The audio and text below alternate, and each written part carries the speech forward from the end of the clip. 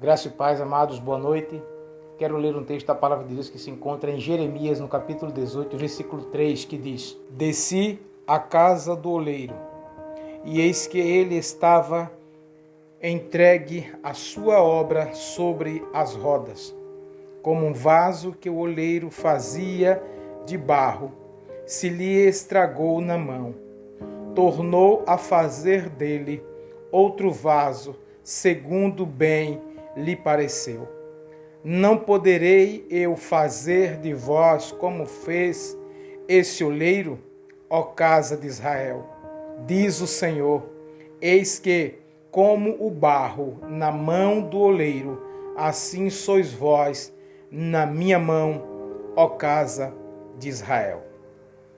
Quero nessa noite falar um pouco da temática restauração. Amados, a palavra do Senhor nos diz aqui, Jeremias, que esse profeta viveu na época do rei Josias.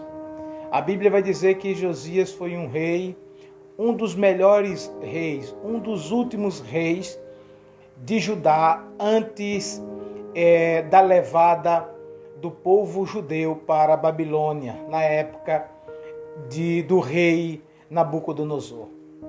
Queridos, esse homem chamado Jeremias, um homem de Deus, o qual o Senhor tinha chamado para anunciar o seu recado, qual era a vontade de Deus para com o povo israelita, o povo judeu, naquela ocasião.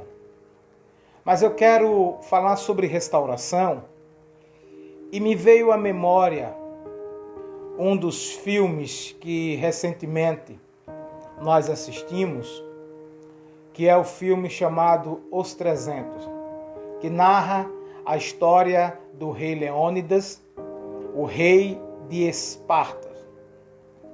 A cidade de Esparta era uma cidade guerreira, uma cidade militar, fazia parte da Grécia.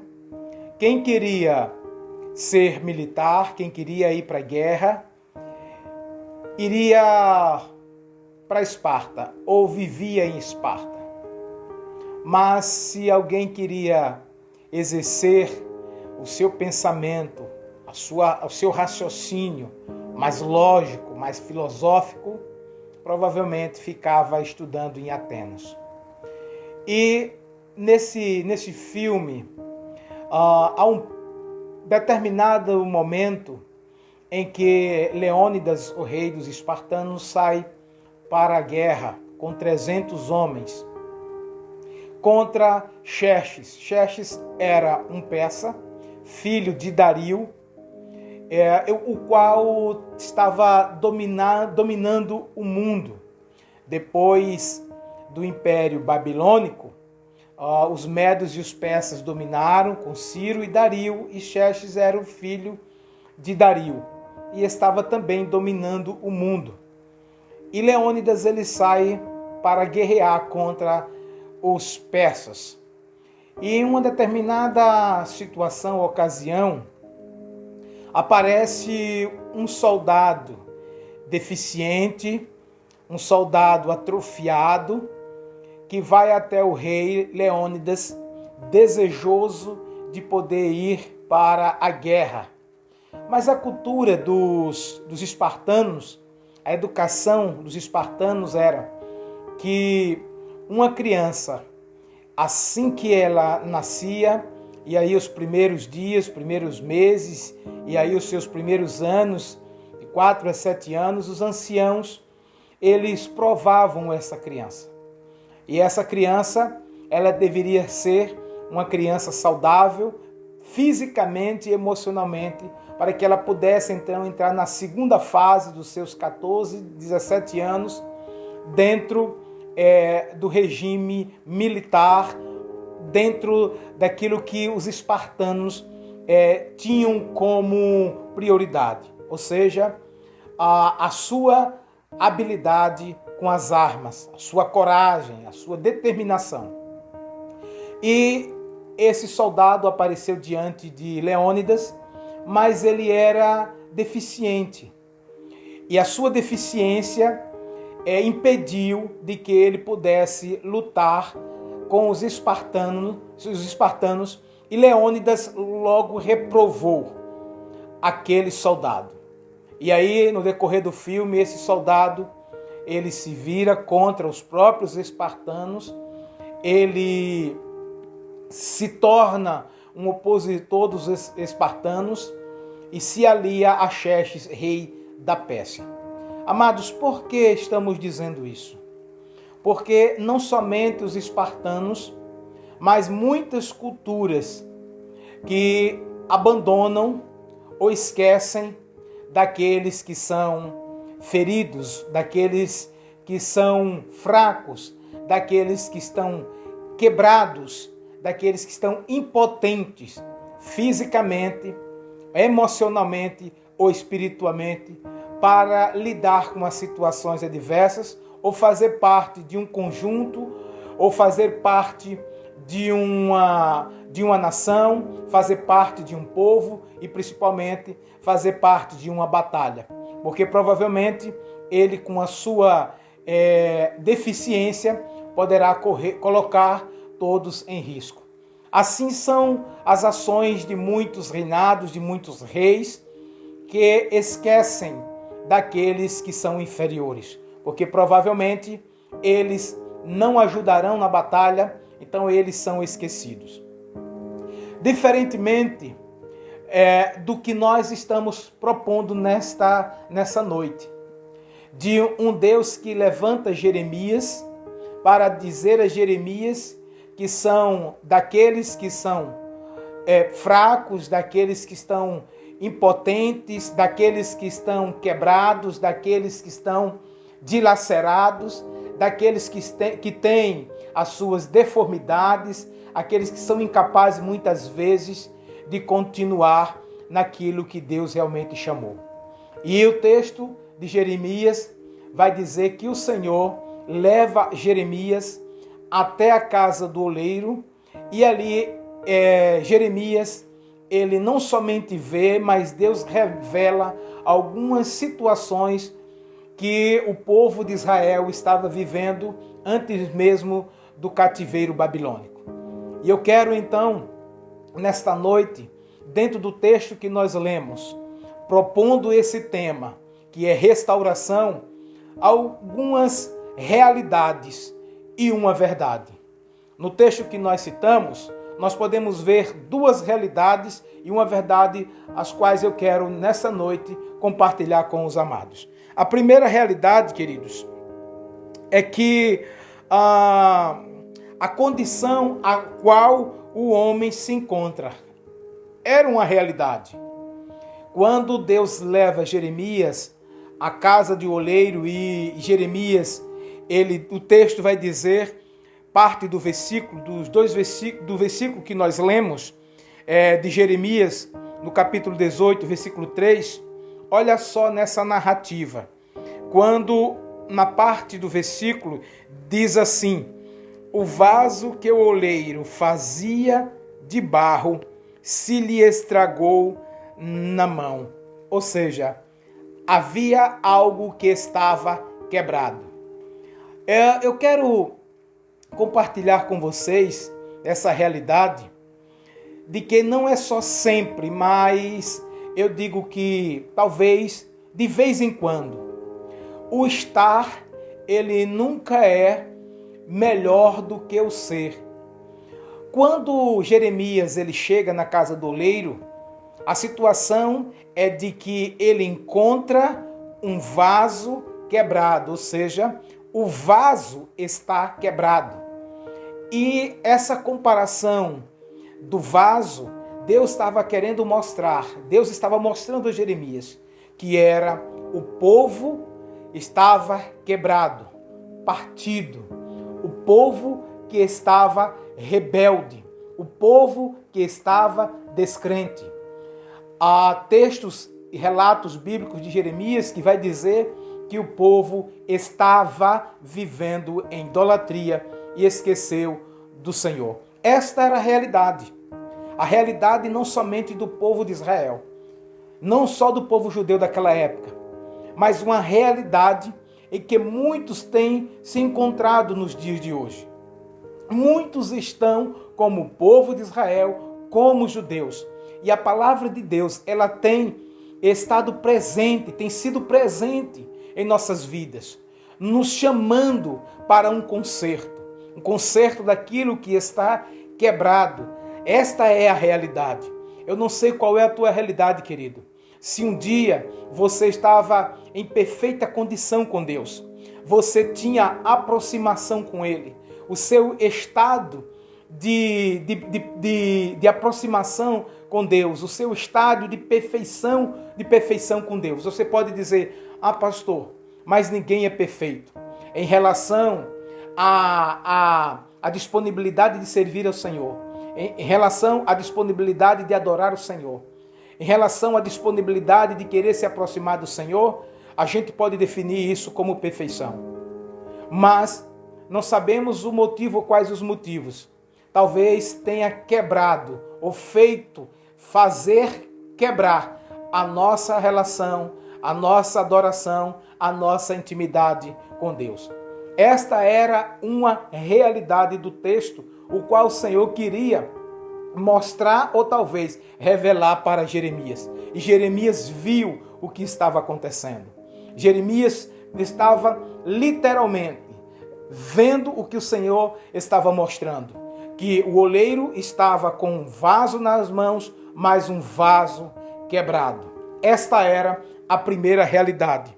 E quando eu leio esse texto, me veio em mente um texto da palavra do Senhor que se encontra em Isaías no capítulo 42, versículo 3, que também Isaías já tinha agora vivido a promessa de Jeremias. Jeremias era o profeta antes da Babilônia, antes do Império Babilônico. Mas Isaías já era aquele profeta durante o Império Babilônico, após o Império Babilônico, quando Deus fez então o povo judeu voltar para Jerusalém. Mas olha como o Senhor aí diz a Isaías, no versículo 3, não esmagará a cana quebrada, nem apagará o pavio que fumega.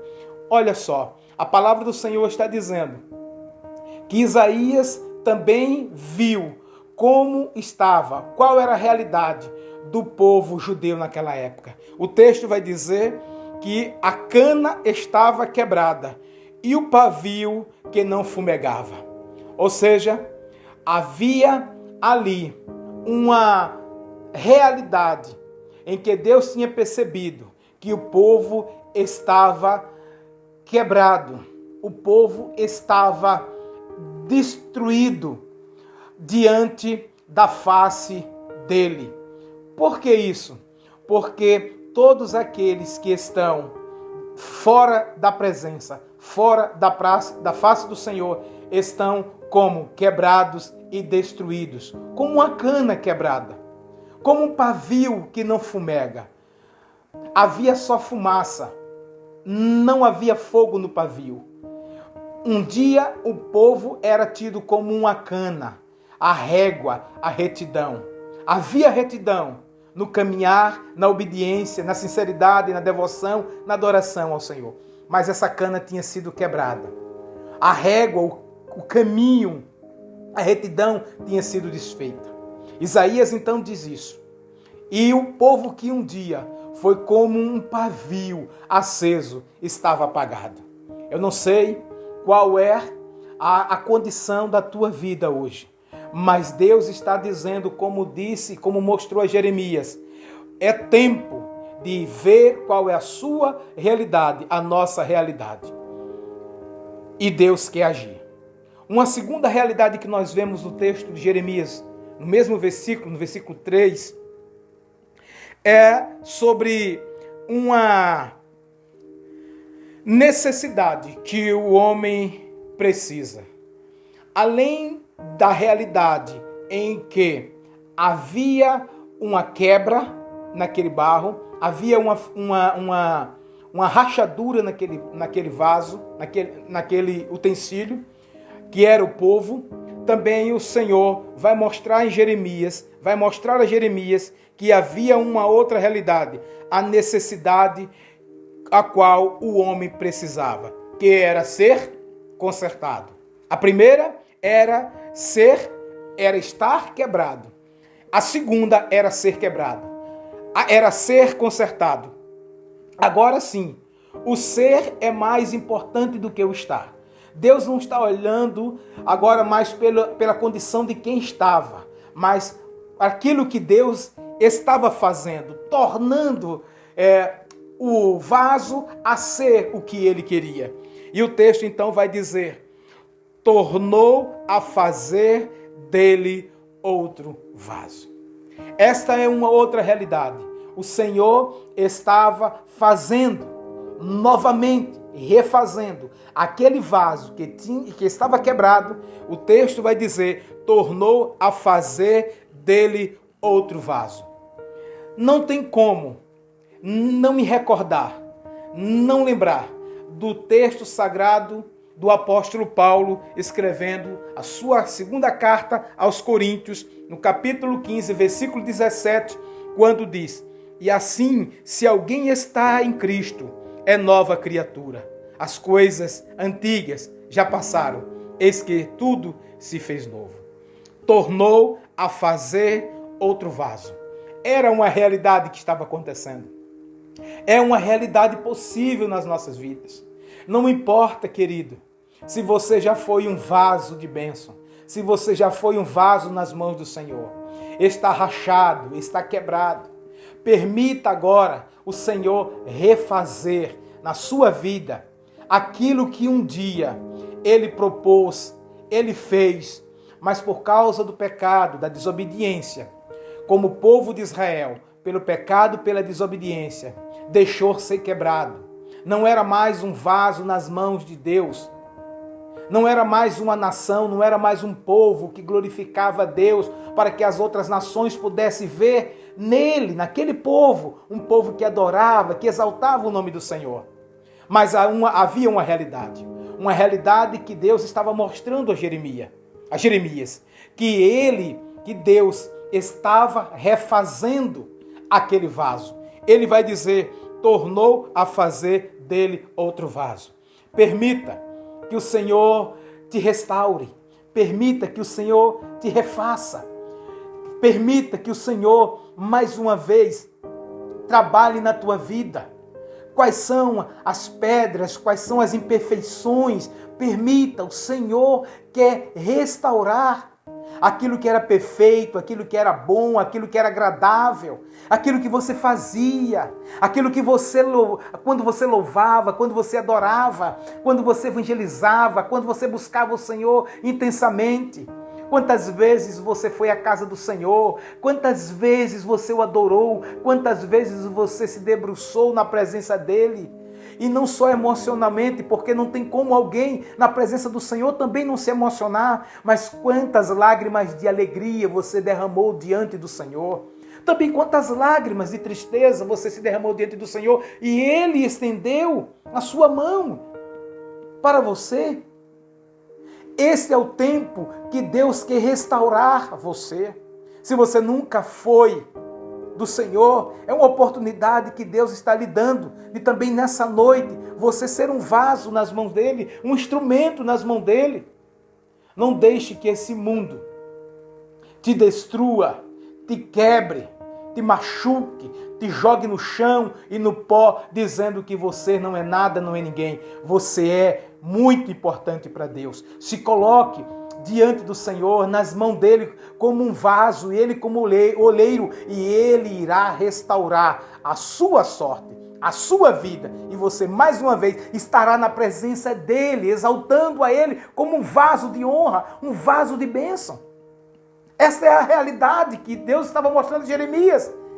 Jeremias, eu sou o oleiro, eu sou o que nesta realidade faço de novo esse vaso. Mas eu quero, dentro desse texto, não falar mais de duas realidades, mas também de uma verdade que esse texto nos traz. Olha, queridos, esse texto nos diz que a prerrogativa de Deus de ajudar, a exclusividade somente em Deus, só Deus pode restaurar. É essa verdade que o texto de Jeremias 18:3 nos traz. É uma ação de Deus, uma prerrogativa de Deus, é uma exclusividade de Deus, restaurar o vaso quebrado. Só Deus pode fazer isso. Olha o que diz o texto. Diz o Senhor: eis que como o barro na mão do oleiro, assim sois vós na minha mão. É o Senhor que restaura. Só o Senhor pode restaurar. Não é o seu líder, não é seu pai, nem a sua mãe. Nem você sozinho pode se restaurar.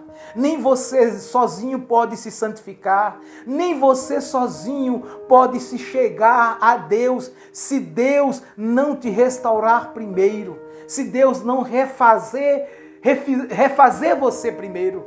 Se Deus não trouxer você às suas mãos, Deus quer trazer você novamente às mãos dele. Com as suas próprias mãos, Ele quer te refazer, Ele quer te restaurar. O Senhor, Ele é capaz de fazer isso, é único, é a exclusividade dEle, é a prerrogativa dEle, de fazer acontecer. Esta é a verdade. Não há como fugirmos dessa realidade se nós queremos voltar ao que éramos antes, servindo ao Senhor. Se nós quisermos nos transformar em pessoas que vão servir ao Senhor, é necessário chegarmos a Deus pelas suas mãos. Ele é poderoso, a sua mão é graciosa, a sua mão é poderosa e a sua mão é perfeita. Só algo perfeito pode tornar alguma coisa perfeita. As mãos do Senhor são perfeitas. E quando Ele toca naquilo que é imperfeito, Ele torna as coisas imperfeitas, perfeitas. As coisas feias em coisas belas. Coisas quebradas em coisas restauradas e consertadas. Assim a nossa vida. Quando Deus coloca a sua mão sobre as nossas vidas, Ele faz de nós uma nova criatura. Ele nos faz restauração profunda em nossa vida. Restaura a nossa alma, restaura a nossa sorte, restaura tudo aquilo que nós necessitamos para melhor servirmos a Ele, para estarmos com Ele. Esse é o Senhor que restaura. Por isso que o texto está dizendo que Ele, em suas próprias mãos, traz a restauração. Essa é a verdade que está no texto. Queridos, em Apocalipse capítulo 21, versículo 4, e diz: e lhes enxugará dos olhos toda lágrima, e a morte já não existirá. Já não haverá luto, nem pranto, nem dor, porque as primeiras coisas passaram. E aquele que está sentado no trono disse: eis que faço novas todas as coisas. Diz o Senhor: eis que faço nova todas as coisas. É o Senhor, só o Senhor pode fazer nova todas as coisas, mas ninguém, querido, só o Senhor. Coloca a tua vida nas mãos do Senhor e Ele fará novo, fará nova, fará o Senhor novas coisas na tua vida, ou fará a tua vida uma vida nova.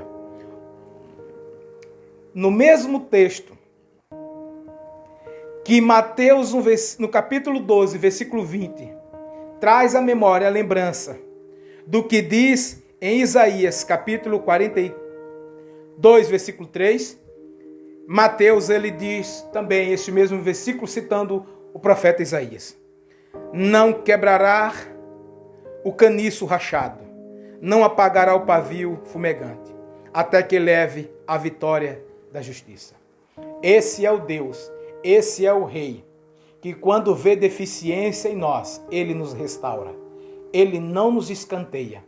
Esse é um Deus diferente, que quando nos vê na nossa incapacidade, no nosso atrofiar, na quebra das nossas vidas, Ele vem e nos convida a seguirmos, a entrarmos à batalha, a sermos seus súditos, a sermos seus soldados, porque Ele nos fará valentes e vitoriosos, porque Ele é o nosso general, Ele é o nosso rei. Antes havia fragilidade em nós, havia ruptura, algo estava quebrado e Ele restaurou, Ele, o Senhor. Portanto, queridos, permita que o Rei Jesus possa reconstruir a sua vida quebrada e reacender no seu coração apagado a chama. Por isso o texto vai dizer que mesmo a cana quebrada, Ele restaura. E o pavio que não mais acende, mas só traz fumaça, Ele reacende. É isso que Deus quer fazer na sua vida. Consertar o que está quebrado e reacender o que está apagado. Que Deus te abençoe. Abra o teu coração para Ele e Ele restaurará perfeitamente a tua vida.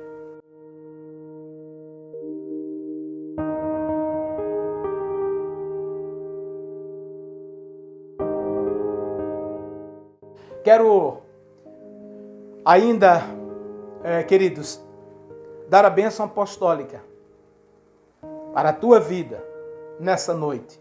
Feche os teus olhos.